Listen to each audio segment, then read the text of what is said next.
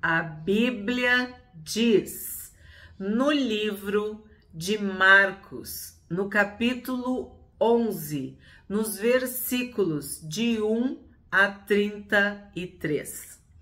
Quando se aproximavam de Jerusalém, de Betfagé e Betânia, junto ao Monte das Oliveiras, Jesus enviou 2 dos seus discípulos. Bom, Betfagé é a casa das figueiras ou a casa dos figos. Betânia, casa da graça do Senhor, casa da obediência ou casa das tâmaras. Jerusalém a gente já sabe, né? É a cidade do grande rei, a cidade da paz, o Monte Sião, a capital de Israel. Então a gente está acompanhando, vamos dizer assim, a chegada de Jesus em Jerusalém. No capítulo 10, ele estava em Jericó e houve a cura de Bartimeu, que foi o vídeo de ontem. Então, nesse capítulo, no capítulo 11, a gente vai ver o que acontece quando Jesus chega em Jerusalém. Não sei como é que tá na tua Bíblia. A entrada triunfal de Jesus em Jerusalém, Jesus entra em Jerusalém, a chegada em Jerusalém. Não sei, mas é um momento muito importante, porque nós sabemos o que acontecerá com Jesus em Jerusalém e todas as profecias. Então, antes de chegar, quando se aproximavam de Jerusalém, de Betfagé e Betânia, que eram cidades muito próximas, também chamadas de aldeias, tá? Aí o que Jesus faz? Ele envia 2 dos seus discípulos e disse-lhes: vão até a aldeia que está diante de vocês e logo ao entrar encontrarão preso um jumentinho, o qual ainda ninguém montou. Aí a gente brinca que era um jumentinho 0 quilômetro, né? Jesus estava tirando direto da concessionária, né? Encontrarão preso um jumentinho, o qual ninguém montou. Jumentinho 0 quilômetro. Desprendam o jumentinho e tragam aqui. Se alguém perguntar por que vocês estão fazendo isso, respondam: o Senhor precisa dele e logo mandará de volta para cá. Então foram e acharam um jumentinho preso junto ao portão, do lado de fora, na rua, e o desprenderam. Alguns dos que ali estavam reclamaram: o que estão fazendo, soltando o jumentinho? Eles, porém, responderam conforme as instruções de Jesus. Então, os deixaram ir. Vamos parar aqui um pouquinho. A gente percebe o sobrenatural de tudo isso, os detalhes, porque a profecia era sobre o jumentinho, o filho de uma jumenta. A gente viu em Mateus. Então, o que acontece? Tu pega algo que tem um dono, mas o dono do dono, né? O criador precisa do jumentinho. E tudo bem, pode levar. Não tem problema, pode levar. Isso faz a gente pensar na nossa vida. A gente analisar coisas que nós achamos que são nossas, que nós somos os donos. Nós não somos donos de nada. Tudo é emprestado. Tudo é para uso, para glória, para honra de Deus, do Senhor Jesus. Mesmo que seja um jumentinho 0 quilômetro, não é teu. Deus está te emprestando. Deus está deixando tu usar. porque Deus precisa dele, né? Olha que interessante isso. O Senhor precisa dele e logo mandará de volta para cá. Isso é muito doloroso quando é uma pessoa que nós amamos e Deus leva essa pessoa. Deus deu, Deus tomou. Sempre foi do Senhor. A vida, todos pertencem ao Senhor. Do Senhor é a terra, o mundo e os que nele habitam. Tudo é de Deus. Tudo foi criado por Deus. E tudo, no tempo de Deus, volta para Ele. Incrível se a gente para pensar, para meditar, seja a passagem que for da Bíblia, tu vai ter uma lição, tu vai ter uma aprendizagem, tu vai ter um ensino. E óbvio, a simbologia por trás do jumentinho era a humildade. Era o cumprimento das profecias, mas não era um cavalo de guerra, possante, elegante, caríssimo. Não, era um jumentinho, filho de uma jumenta. Porque o Filho do Homem, o Messias, ele é um servo sofredor, um servo humilde, um servo obediente, que se ocupa, se interessa, se importa em fazer a vontade do seu Senhor, de Deus. E olha no 6, eles, porém, responderam conforme as instruções de Jesus.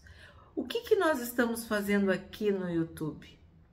Estudando as instruções de Jesus, para que nós possamos responder conforme as instruções de Jesus.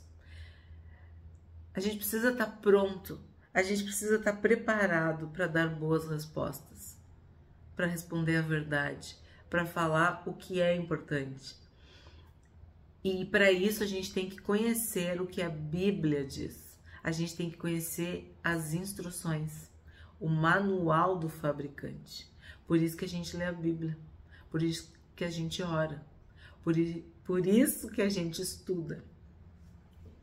7. Levaram o jumentinho a Jesus, puseram as suas capas sobre o animal e Jesus montou nele. Muitos estenderam as suas capas no caminho e outros espalharam ramos que tinham cortado nos campos. Isso é conhecido como Domingo de Ramos, tá? Que é essa entrada triunfal de Jesus em Jerusalém.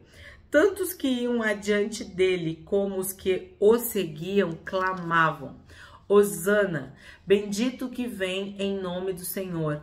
Bendito o reino que vem, o reino de Davi, nosso pai. Hosana nas maiores alturas. E Jesus entrou em Jerusalém, no templo, e tendo observado tudo, como já era tarde, saiu para Betânia com os 12. Então, nesse domingo, né, nesse primeiro dia, o que o Senhor Jesus está fazendo? Um reconhecimento, né? Ele está vendo, testando, vamos dizer, a sua popularidade em Jerusalém, está vendo o templo, está fazendo um reconhecimento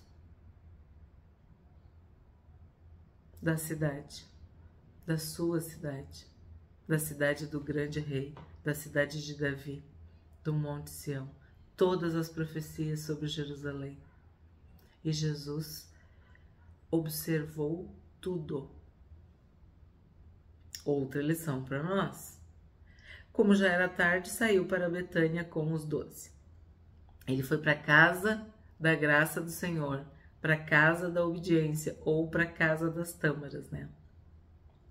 Aí o que vai acontecer? No dia seguinte, quando saíram de Betânia, Jesus teve fome. E vendo de longe uma figueira com folhas, foi ver se nela acharia alguma coisa. Aproximando-se dela, nada achou, a não ser folhas, porque não era tempo de figos. Então Jesus disse à figueira: nunca mais alguém coma dos seus frutos. E os discípulos de Jesus ouviram isto. Bom, essa passagem nós já estudamos em Mateus, mas aqui em Marcos, o que a gente vê? Que tem mais alguns detalhes. Então nós poderemos aprofundar um pouco mais. No dia seguinte, quando saíram de Betânia, Jesus teve fome. Nós sabemos que quando nós estamos com fome, nós estamos vulneráveis, né? A gente está com uma necessidade básica. Todo ser vivo precisa se alimentar. E o Senhor Jesus veio em carne e osso. E ele não estava de jejum. Então, ele teve fome. Mas olha que interessante. Marcos diz que não era tempo de figos. Então, se não era tempo de figos e Jesus estava com fome, por que ele procurou figos na figueira? Vamos ver as possibilidades de interpretação desse texto. Então, quando tu tá com fome, tu já quer comida. Tu tá faminto, tu tá querendo comida. Então, quando tu vê uma figueira, tu imagina, tu torce, tu ora, tu pede que tenha figos. Independente de ser tempo de figos ou não.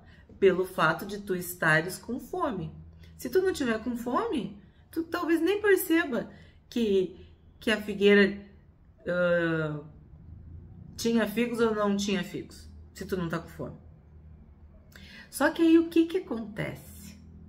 Jesus chega de perto e vê que não tem frutos.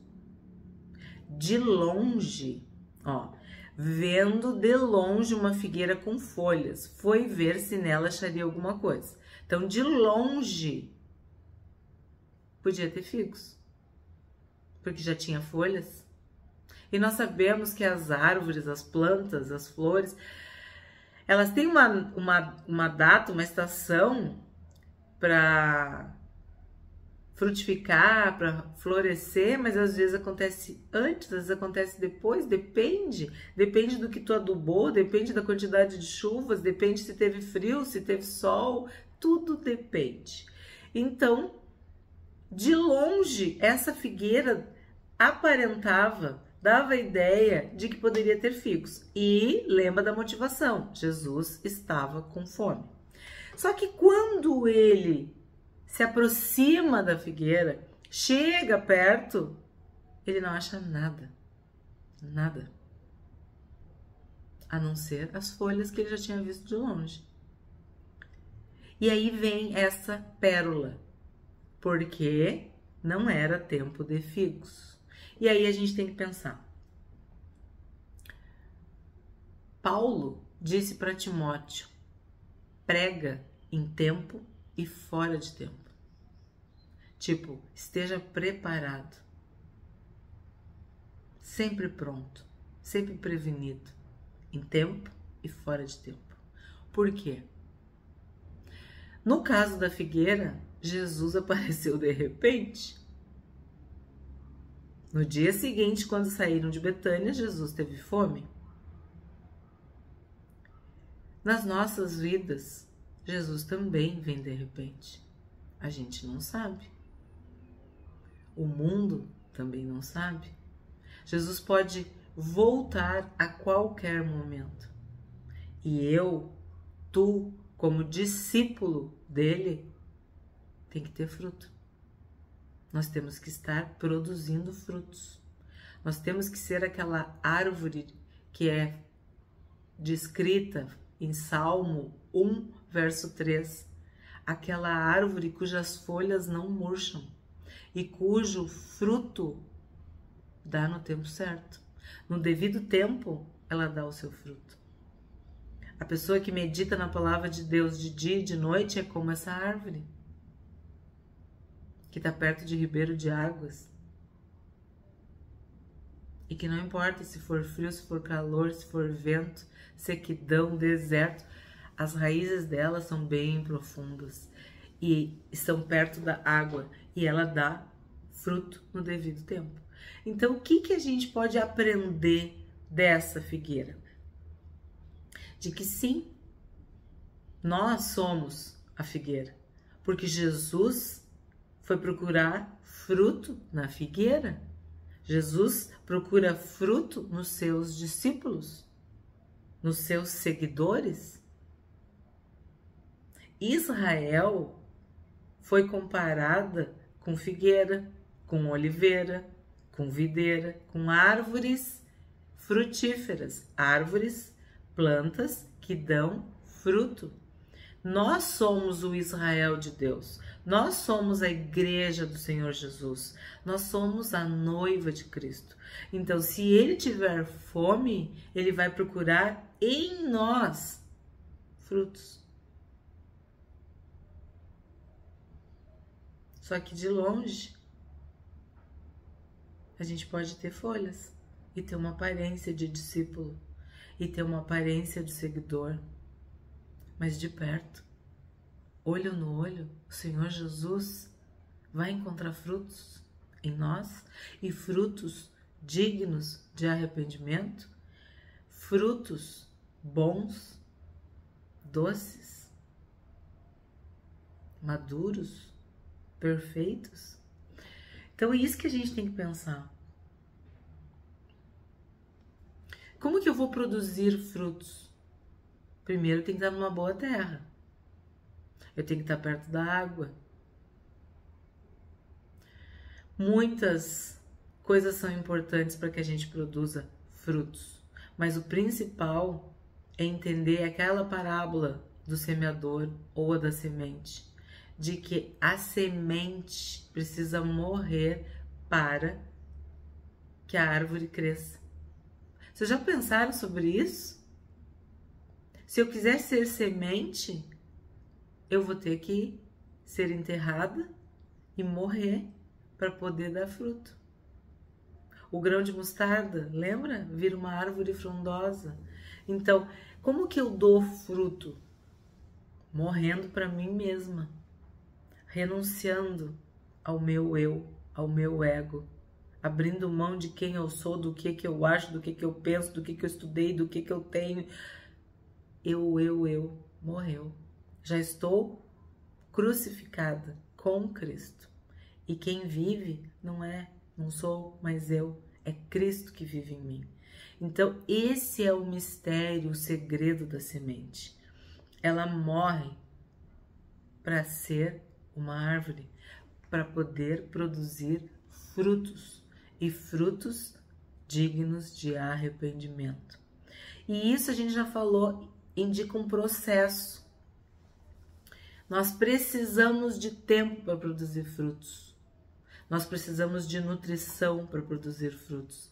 Nós precisamos estar conectados, ligados com a videira, com as raízes profundas. Nós precisamos de alimento, precisamos de água para produzir frutos.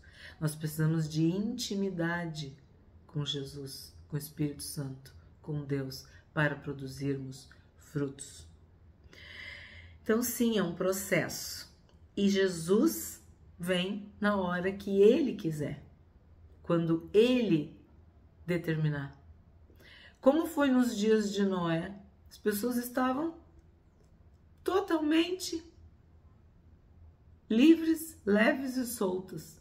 Como é que é? Casando e dando-se em casamento, comprando,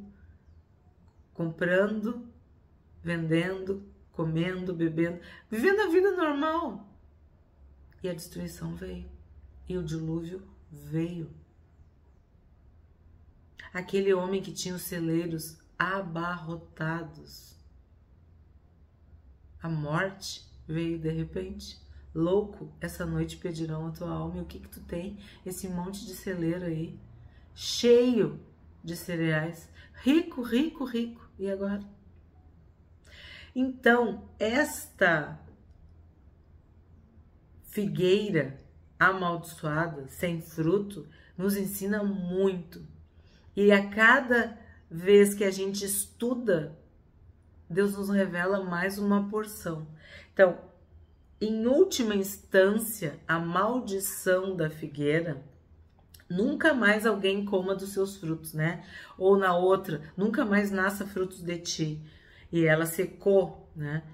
Que é algo sobrenatural, tu falar para uma planta e ela morrer, né?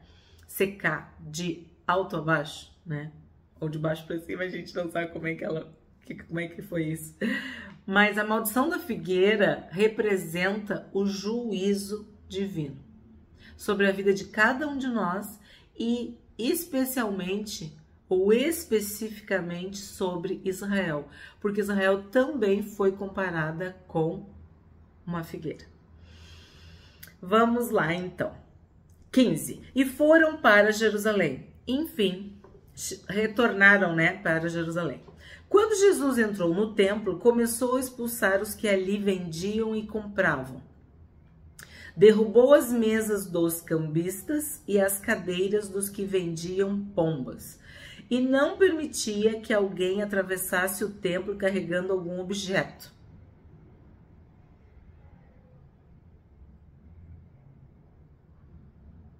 Também os ensinava e dizia: não é isso que está escrito? A minha casa será chamada casa de oração para todas as nações, mas vocês fizeram dela um covil de salteadores? E os principais sacerdotes e escribas, ouvindo isso, e procuravam uma maneira de matar Jesus. Vou ler de novo. E os principais sacerdotes e escribas ouviram isso e procuravam uma maneira de matar Jesus, pois o temiam, porque toda a multidão se maravilhava da sua doutrina. Em vindo à tarde, Jesus e os discípulos saíram da cidade. Então, o que a gente vê aqui? Que Jesus vem para Jerusalém, entra em Jerusalém, é recebido com honra pela multidão. Tem o episódio da figueira, que é amaldiçoada, e na sequência o Senhor Jesus entra no templo e purifica o templo, cheio de autoridade e de poder. Ele faz o que tinha que ser feito. E toda a multidão se maravilhava. E por isso que os principais sacerdotes e escribas começaram a procurar uma maneira de matar Jesus, de acabar com essa autoridade, com esse poder.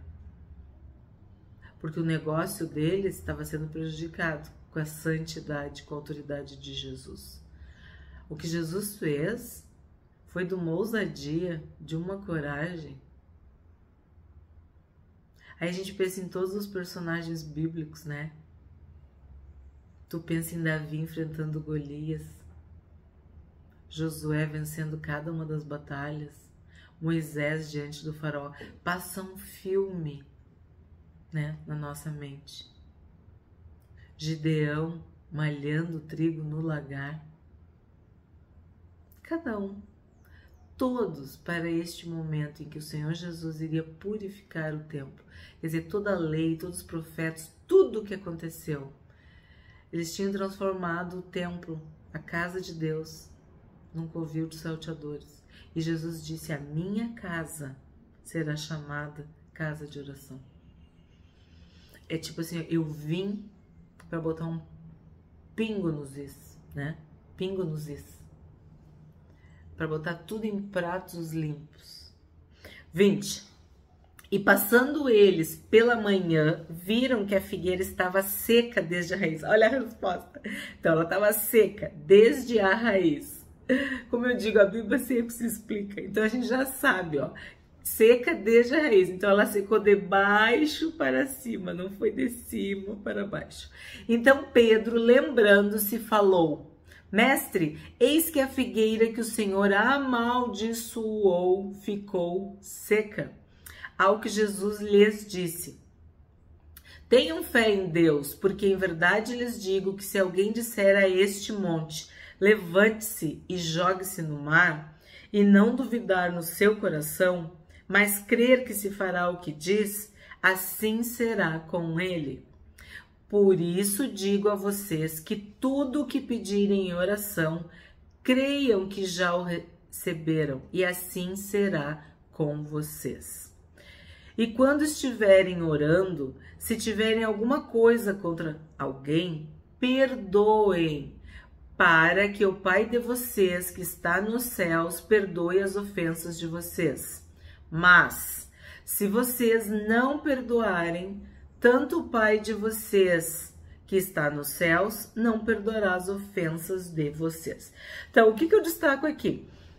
Pedro foi que se lembrou da figueira, da maldição da figueira. Então, isso é um detalhe que é aquilo que a gente fala. Marcos é o evangelho segundo Pedro, né? Que Pedro narrou para Marcos, é o que eu já expliquei para vocês. Então, aqui Pedro aparece se lembrando que Jesus tinha amaldiçoado a figueira. Aí, Jesus está falando da fé, que a gente tem que ter fé em Deus, de que coisas incríveis, sobrenaturais acontecem para quem tem fé, que a gente não pode duvidar. Tem pessoas que no coração, lá no íntimo, no interior, não acreditam.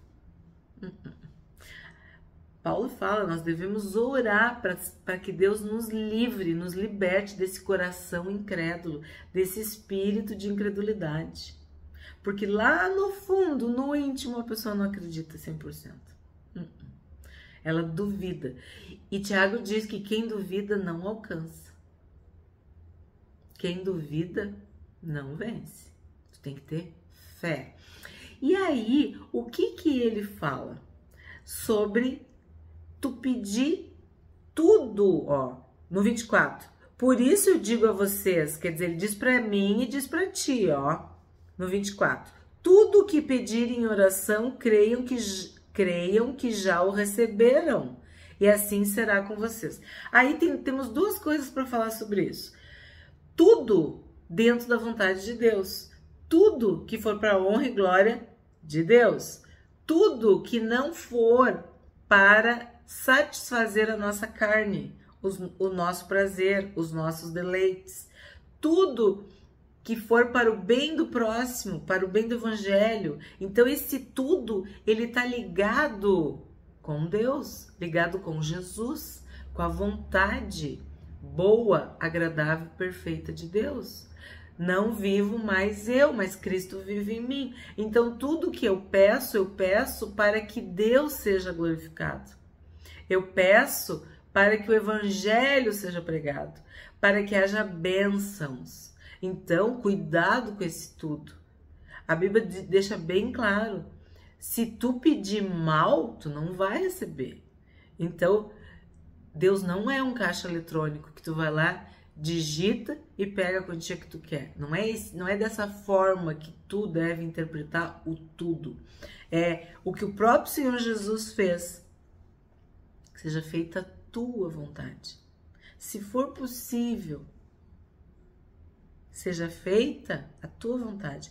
Se não for possível, que seja feita a tua vontade. Lembra que a gente viu em Mateus? O Senhor Jesus orou, pedindo, passa de mim esse cálice, mas não seja feito o que eu quero, mas a tua vontade. Aí depois ele disse, se não for possível que passe de mim esse cálice, que seja feita a tua vontade. Então, isso é o tudo. É eu orar de acordo com a vontade de Deus. E a outra parte é o poder do perdão. Como que eu vou ter as minhas orações atendidas? Se eu perdoar. Se no meu coração não tiver nenhum ressentimento, nenhuma mágoa, nenhum rancor, nenhuma raiz de amargura, nenhum veneno, nenhuma má água.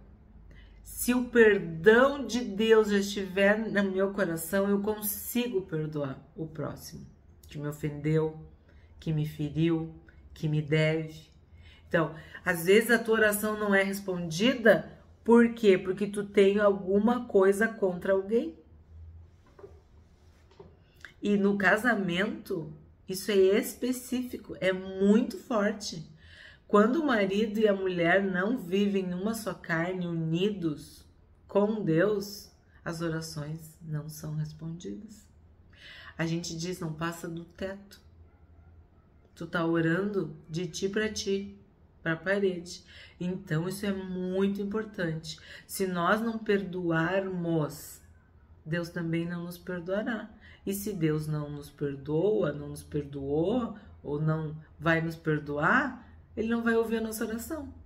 Então, aqui tá claro a lição da figueira, que Jesus amaldiçoou a figueira e já nos deu uma instrução específica. Tu quer que as tuas orações sejam atendidas? Tu quer experimentar o sobrenatural de Deus, o poder, as bênçãos, a graça de Deus? Então perdoa. Perdoa, libera perdão. E outra, pede perdão, porque se tu não pede perdão, tu tá em pecado. Se tu tá em pecado, as tuas orações também não sobem. 27. Então regressaram para Jerusalém. E enquanto Jesus andava pelo templo, os principais sacerdotes, os escribas e os anciãos vieram ao seu encontro e lhe perguntaram: com que autoridade você faz estas coisas? Ou quem lhe deu esta autoridade para fazer isto? Jesus respondeu: eu vou fazer uma pergunta a vocês. Respondam, e eu lhes direi com que autoridade faço essas coisas. O batismo de João, João Batista, né? Era do céu ou dos homens?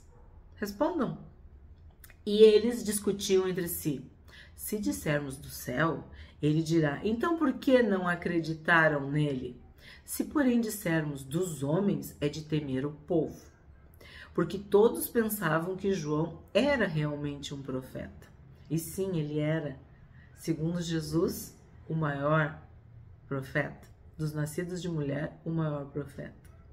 Então responderam a Jesus: não sabemos. Então tu imagina, Jesus calou os principais sacerdotes, os escribas e os anciãos. Não sabemos, foi a resposta que eles tiveram que dar. E Jesus, por sua vez, lhes disse: então eu também não lhes digo com que autoridade faço essas coisas. Óbvio que a autoridade de Jesus era a autoridade do Filho de Deus, que a gente viu que é o objetivo maior de Marcos, é comprovar que Jesus Cristo, que Jesus o Nazareno era o Filho de Deus. E é óbvio que eles estavam fazendo perguntas para encontrar um motivo para acusar Jesus. Eles não queriam saber qual era a autoridade, porque eles não criam em Jesus, né? O que a gente aprende hoje com este capítulo 11 de Marcos? De que Jesus disse: tende fé em Deus. Tudo quanto em oração pedirdes, crede que recebestes, e será assim convosco. Esse tudo é dentro da vontade de Deus, para a honra e glória de Deus. Não para gastar nos teus próprios deleites, prazeres ou vontades. Quando estiverdes orando, se tendes alguma coisa contra alguém, perdoai, para que vosso Pai Celestial vos perdoe também as vossas ofensas. Então, se eu tenho alguma coisa contra alguém, eu tenho que perdoar, para que Deus também me perdoe. Mas se não perdoardes, vosso Pai Celestial também não vos perdoará. E nós vimos que a figueira de longe tinha boa aparência, mas de perto ela não tinha frutos.